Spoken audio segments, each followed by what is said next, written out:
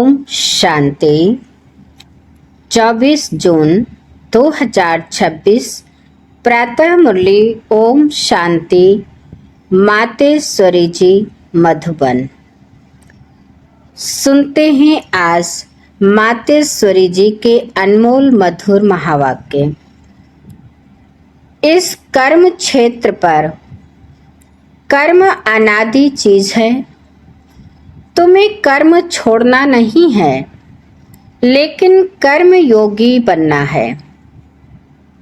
जगदम्बा माँ की स्मृति दिवस पर सुनाने के लिए उनके द्वारा उच्चारे हुए मधुर महावाक्य।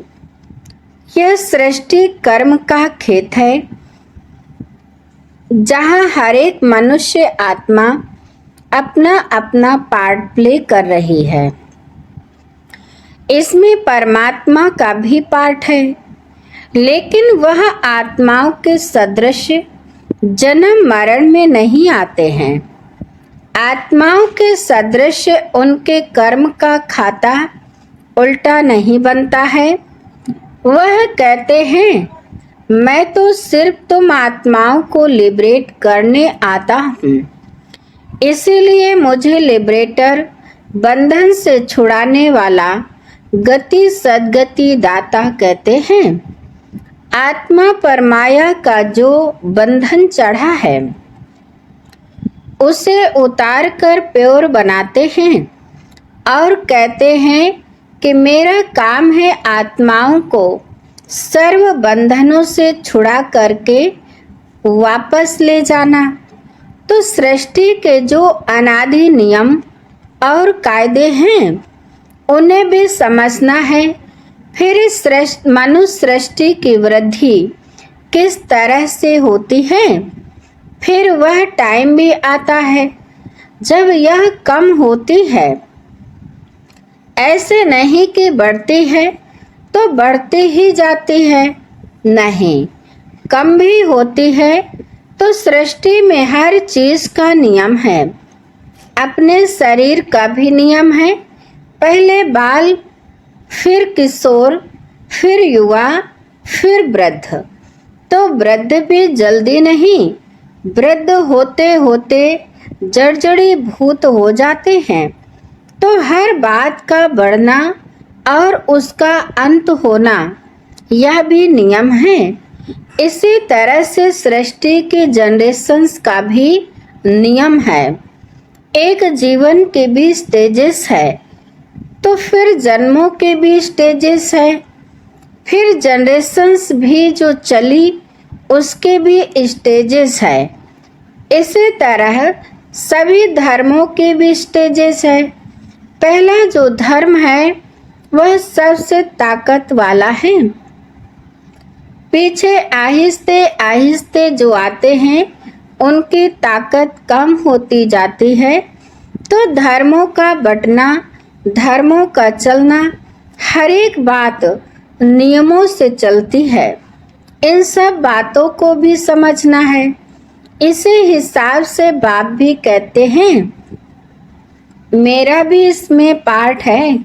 मैं भी एक सोल हूँ। मैं गॉड कोई दूसरी चीज नहीं हूँ। मैं भी सोल ही हूँ, परंतु मेरा काम बहुत बड़ा और ऊंचा है, इसलिए मुझे गॉड कहते हैं। जैसे तुम आत्मा हो, मैं भी वैसा ही हूँ। जैसे आपका बच्चा है, वो भी तो मनुष्य है, आप भी तो मनुष्य हो, उसमें तो कोई फर्क नहीं है ना। तो मैं भी आत्मा ही हूँ। आत्मा में कोई फर्क नहीं है, लेकिन कर्तव्य में बहुत भारी फर्क है। इसीलिए कहते हैं, मेरा जो कर्तव्य है वह सबसे भिन्न है।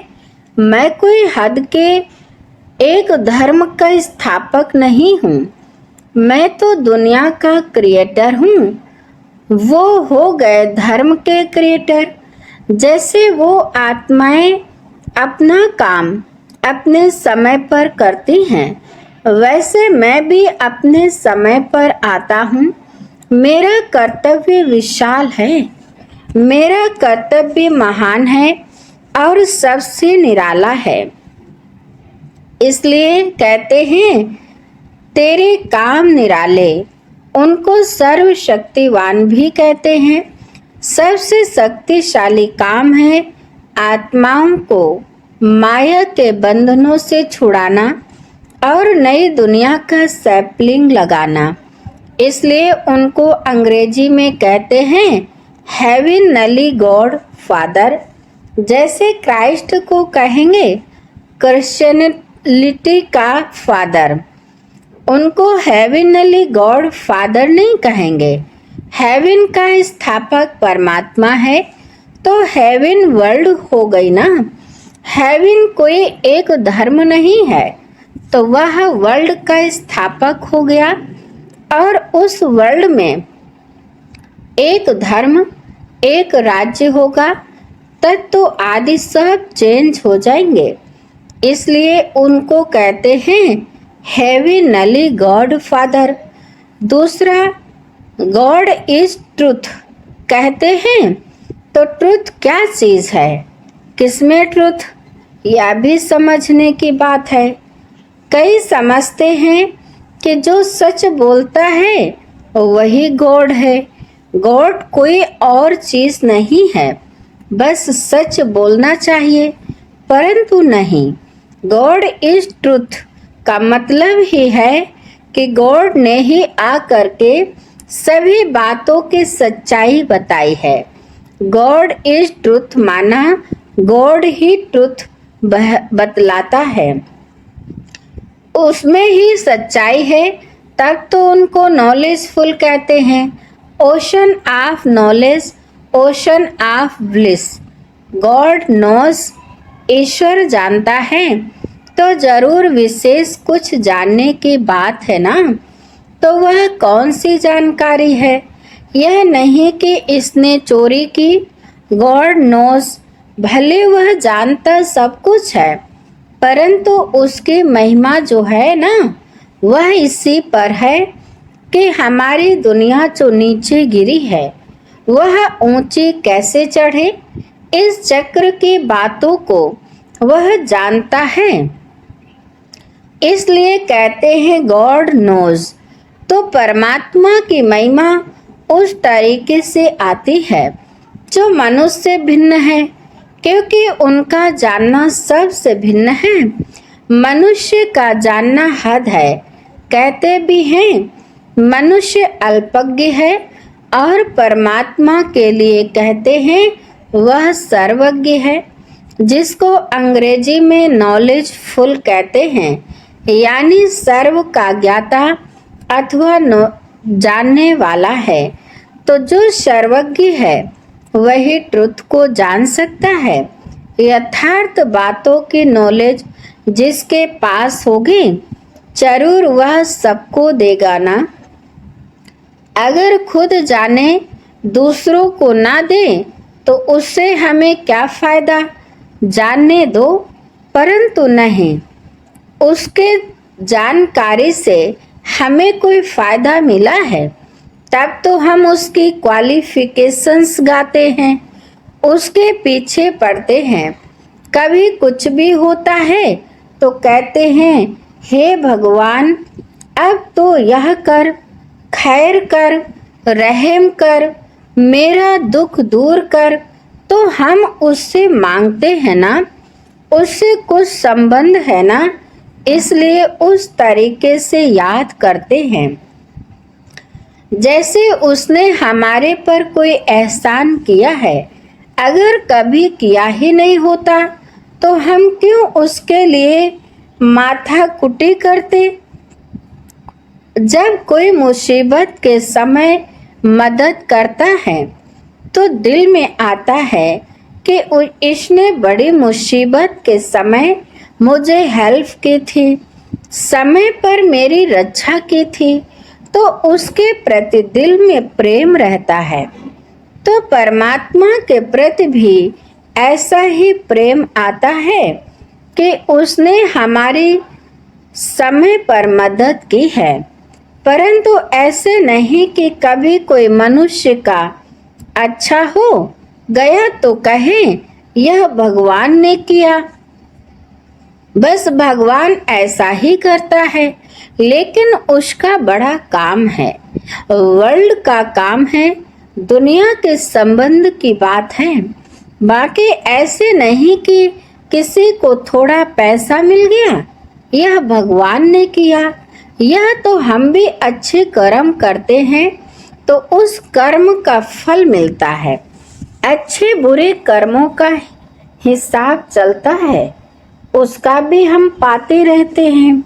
लेकिन परमात्मा ने आ करके जो कर्म सिखाया, उसका जो फल है वह अलग है। अल्पकाल का सुख तो बुद्धि के आधार पर भी मिलता है, परंतु उसने जो नॉलेज दी उससे हम सदा सुख पाते हैं। तो परमात्मा का काम भिन्न हो गया ना, इसलिए कहते हैं कि मैं ही आ करके कर्म के जो यथार्थ नॉलेज है वो सिखाता हूँ। जिसको कहा है कर्म योग श्रेष्ठ है, इसमें कर्म को घर गृहस्थ को छोड़ने की बात नहीं है। सिर्फ तुम अपने कर्मों को पवित्र कैसे बनाओ उसकी नॉलेज मैं बतलाता हूँ। तो कर्म को पवित्र बनाना है, कर्म छोड़ना नहीं है। कर्म तो अनादि चीज है, यह कर्म क्षेत्र भी अनादि है। मनुष्य है तो कर्म भी है, परंतु उस कर्म को तुम श्रेष्ठ कैसे बनाओ वह आ करके सिखाता हूँ, जिससे फिर तुम्हारे कर्म का खाता अकर्म रहता है। अकर्म का मतलब है कोई बुरा खाता नहीं बनता है। बाप कहते हैं मैं इस छोटे से संगम युग में तुम्हारे देश इस कारपोरियल दुनिया में तुम्हारे लिए ही आया हूँ। तो कम से कम जितना टाइम है उतना टाइम तो कुछ हमारा ख्याल करो। बाबा के बने हो तो कम से कम इतना टाइम तो शुद्ध रहो, फिर तो तुम्हारी ऐसी प्रारब्ध बन जाएगी जो तुम्हें उस दुनिया में मेहनत नहीं करनी पड़ेगी। अभी थोड़ी मेहनत की बात है, अभी तुम कैसे भी करके मर मिट करके भी पवित्र रहने की प्रतिज्ञा करो। अपनी दृढ़ता रखो, अपनी धारणाओं में रहने का पूरा प्रयत्न करो। बाप तुम्हें साफ साफ बतलाते हैं, तुम सिर्फ इतने थोड़े टाइम के लिए यह मेहनत करो, मैं तुम्हें और कोई मेहनत नहीं कराता हूँ। तुम्हें जितना मिलता है उसके भेंट में कोई मेहनत ही नहीं है। ऐसे नहीं सिर्फ कहते रहो कि मैं यह करूँगा वह करूँगा, दुनिया क्या कहेगी वह क्या कहेंगे। अरे दुनिया क्या कहेगी छोड़ दो इसे, अभी यह दुनिया ही जाने वाली है। अब तो मौत सामने खड़ा है, तुम इतना लंबा चौड़ा जो बनाकर बैठे हो यह सब वेस्टेज कर रहे हो। अभी बाप कहते हैं उस वेस्टेज को बचाओ। इस शरीर निर्वाह के लिए जितना चाहिए उतना भले करो, जितना तुम्हारा क्रिएशन के साथ हिसाब किताब है उतना करो। मैं कहाँ संभालूंगा, इसे तुमको ही संभालना है।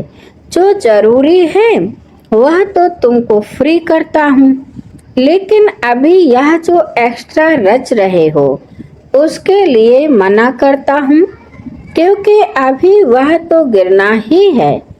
क्यों अपना फालतू समय गंवा रहे हो? इन फालतू के झंझटों से ही तुम दुखी हुए हो। उन झंझटों से तुम कैसे छूटो वही तो तुम्हें बतलाता हूँ। फिर भी बैठ करके अनेक बहाने लगाना यह कहाँ की रीति है। फिर बाप भी कहते हैं कि देख लेना, अभी अगर मुझे सीधी उंगली नहीं देते हो, हाथ नहीं देते हो, तो फिर मैं ऐसे नाक पकड़ के ले चलूंगा। नाक पकड़ेगा तो फिर दम घुटेगा, फिर दुख होगा, सजाएं खानी पड़ेंगी ना। इसलिए कहते हैं अभी हाथ में हाथ देकर सीधा चलने का टाइम आ गया है। अगर सीधी तरह से नहीं चलेंगे तो फिर मेरे हाथ में तुम्हारा नाक भी तो आएगा, फिर देख लेना, फिर उस समय कुछ नहीं हो सकेगा, ना कुछ कर सकेंगे। इसलिए बाप कहते हैं बच्चे, अब तुम मेरे हो करके, मेरे पास आ करके, मेरी बातों को सुन करके अगर फिर भी कुछ नहीं किया तो उनके लिए बहुत कड़ी सजाएं हैं। इसलिए जिन विचारों को पता नहीं उसकी तो बात अलग है, बाकी जिन्हों को पता है, जो बैठ के सुन के फिर इन्हीं बातों में गफलत की, तो उनकी तो खैर नहीं। जैसे 10 गुना फायदा वैसे 10 गुना नुकसान होगा। तब कहते हैं अपने नुकसान को, घाटे को अच्छी तरह से समझो, अच्छी तरह से कुछ तो अपनी बुद्धि खोलो। अभी बाप से बुद्धि योग लगाएंगे तो ताकत मिलेगी। तो इन सभी बातों को समझो, भूलो मत। अभी यह जो समय चल रहा है इसे पहचानो, जरा आंखें खोलो, बुद्धि खोलो और समय का पूरा फायदा लो, अपनी पूरी तकदीर जगाओ। कहते भी हैं जैसा संग वैसा रंग होता है। इसलिए जिसमें अभी यह धारणा पूरी नहीं होगी तो माया के संग का रंग लग जाएगा। तब तो कहते हैं hear no evil, see no evil, talk no evil. कई ऐसे एविल्स हैं जो यहाँ भी कईयों को छोड़ते नहीं हैं, फिर एक दो के संग दोष में आ जाते हैं। तो कहते हैं ऐसे संग दोष से बचे रहो, ऐसे मत समझो कि संग दोष बाहर है, यहाँ नहीं है। नहीं, यहाँ भी वह घूमते रहते हैं, क्योंकि उनका राज्य है ना। इसलिए बाप कहते हैं अच्छी तरह से कवच पहनकर रहो। कवच होगा तो उसकी गोली लगेगी नहीं। योग का ही कवच है, ज्ञान की तलवार है। इन सभी अस्त्र शस्त्रों को अपने पास अच्छी तरह से संभाल के रखो। कहते भी हैं जो करता है वह पाता है। यह तो भविष्य प्रारब्ध बनाने की बातें हैं। यहाँ तो प्रारब्ध नहीं भोगनी है ना, यहाँ तो कोई गुरु बन करके नहीं बैठना है। इसमें कोई मिसअंडरस्टैंड ना करें, इसलिए यह सब समझाया जाता है। तो यह सब बातें ध्यान में रख करके अपने को सेफ रखना है। यहाँ कोई खर्चे आदि की बात नहीं होनी चाहिए। अभी यह सब खर्चा दूसरों के कल्याणार्थ ही यूज करना है। एक एक पाई भी सब इसी कार्य में लगाना है। अच्छा, अभी बाप दादा मम्मा नमस्ते करते हैं। ऐसे बाप दादा और माँ के मीठे मीठे बहुत अच्छे खबरदार रहने वाले बच्चों के प्रति याद प्यार और गुड मॉर्निंग। अच्छा, हम बच्चों की तरफ से बाप दादा को और मीठी मीठी मम्मा को नमस्ते नमस्ते, गुड मॉर्निंग। अच्छा, अभी बच्चों ने मम्मा से प्रश्न किया है। मम्मा, प्रश्न है, मम्मा हम चलते फिरते योग की ऊंची अवस्था में कैसे स्थित हो सकते हैं? उत्तर है, वास्तव में अपनी यह लाइफ नेचुरल योग की हो जानी चाहिए, क्योंकि योग है निश्चय। तो हरदम निश्चय को कायम रख प्रैक्टिकल वह स्वरूप बन जाना है। निश्चय रूप बन कर्मेंद्रियों से कर्म करो। भले स्थूल कर्मेंद्रियां कोई भी कार्य करती रहें, मगर खुद को उस ही सुख स्वरूप अवस्था में लवलीन रहना है। आपका चेहरा सदा सुख स्वरूप रमणीक दिखाई दे। कोई भी अशुद्ध संकल्प विकल्प ना रहे। ईश्वरीय आनंद में आंतरिक मगन अवस्था में रहो, तो फिर कोई भी अशुद्ध संकल्प विकल्प की उत्पत्ति नहीं होगी। शुद्ध प्योर धरणी में जो भी संकल्प उत्पन्न होगा वह लोक संग्रह प्रति अथवा अपनी उन्नति प्रति होगा। यह अति मीठी सुंदर अवस्था है जो समय पर मदद करती है। ऐसे ईश्वरीय अलौकिक मीठी प्योर लाइफ बनाने का अभी गोल्डन चांस तुम्हें मिला हुआ है। तो ऐसी अवस्था बनाने के लिए थोड़ी मेहनत करो। जब हम योग में बैठते हैं तो अंदर में मंत्र पूजा जप आदि कुछ भी नहीं करते हैं। जैसे भक्ति मार्ग में कोई अंदर ही अंदर प्रार्थना करते हैं, माला जपते हैं, मूर्ति को सामने रख फूल चढ़ाते हैं, वह सब कुछ अंदर ही अंदर करते हैं, जिसको मनसा पूजा कहेंगे। लेकिन हमारे योग में हम सिर्फ अपने स्वस्वरूप में स्थित हो सुख स्वरूप बन जाते हैं। अपने मन सहित सभी कर्मेंद्रियों को कंट्रोल कर एकाग्र चित्त बन ईश्वरीय सुख स्वरूप हो जाते हैं। इसके लिए योग का टाइम पर्सनल मुकर्रर है, जहां एक टाइम पर बैठकर अभ्यास करते हैं। सिर्फ व्यक्त बातों से नाता तोड़कर अव्यक्त संबंध से नाता जोड़कर रखना है, तो याद सहज हो जाएगी। अच्छा, ओम शांति। अभी सुनते हैं आज की मुरली का वरदान।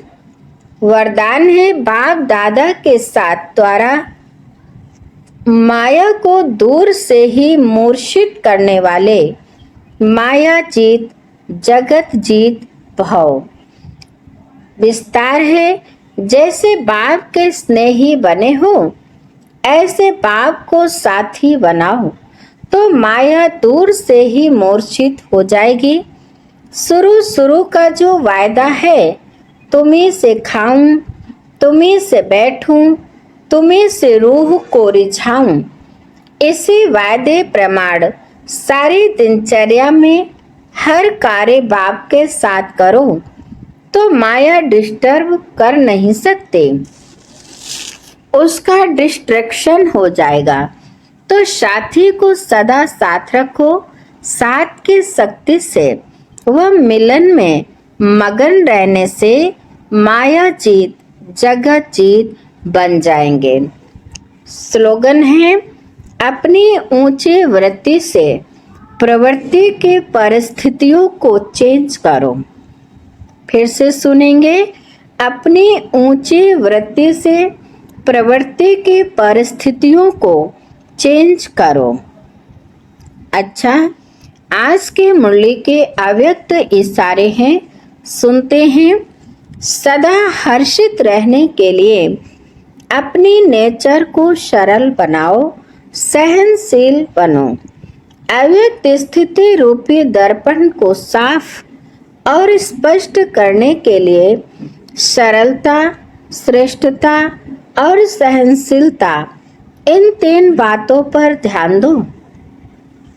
अगर तीनों में से एक भी बात की कमी है तो दर्पण पर भी कमी का दाग दिखाई पड़ेगा। इसलिए जो भी कार्य करते हो उसमें साधारणता दिखाई ना दे। साधारणपन को श्रेष्ठता में बदली करो। हर कार्य में सहनशीलता और वाणी में सरलता को धारण करो, तब सर्विस में सफलता दिखाई देगी। अच्छा, आज की मुरली यहीं पर समाप्त होती है। मीठे मीठे प्यारे प्यारे बाप दादा को दिल से बहुत बहुत शुक्रिया। आप सभी महान आत्माओं को भी दिल से शुक्रिया। ओम